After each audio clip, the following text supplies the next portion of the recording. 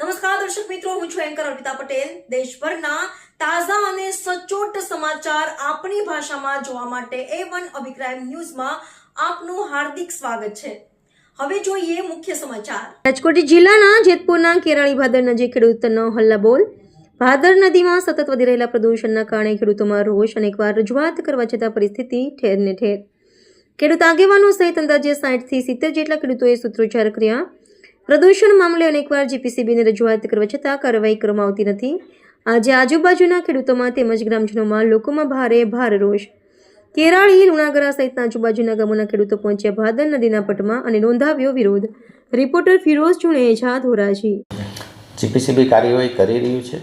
13 તારીખે આપણે એની તપાસ કરી હતી, 15 તારીખે કરી હતી અને હમણાં પણ જોયું છે કે જે નગરપાલિકાનું મેનુઅલ ઉભરાતું હતું એ હજી ઉભરાય છે. અમે નગરપાલિકાના ચીફ ઓફિસરને ફોન ઉપર ટેલિફોનિક જાણ કરી છે, એના સેનિટરી ઇન્સ્પેક્ટર જાણ કરી કે આ તાત્કાલિક કામ બંધ, પાણીનો જે ફ્લો છે એ બંધ કરાવો અને એસટીપીમાં બધું પાણી ડાયવર્ટ કરીને ટ્રીટ કરો.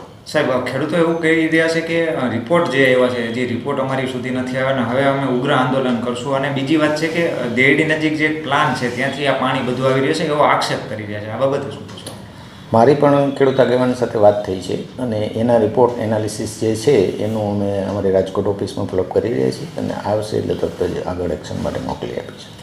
આ દેરડી નજીક જે પ્લાન આવેલો છે, એટીપી પ્લાન, એમાંથી પાણી છોડી રહ્યા છે એવો ખેડૂતો આક્ષેપ કરી રહ્યા છે. આ બાબતે આપની કક્ષાએ કોઈ કાર્યવાહી કે કોઈ સીટીપી પ્લાન્ટમાંથી કોઈ છોડતા હોય એવું ધ્યાને આવ્યું નથી. તેમ છતાં એવો આક્ષેપ હોય તો અમે એની પણ ડિટેલમાં તપાસ કરી લઈશું અને કંઈ કસૂરવાર હશે તો એની સામે પણ એક્શન લેવાશે.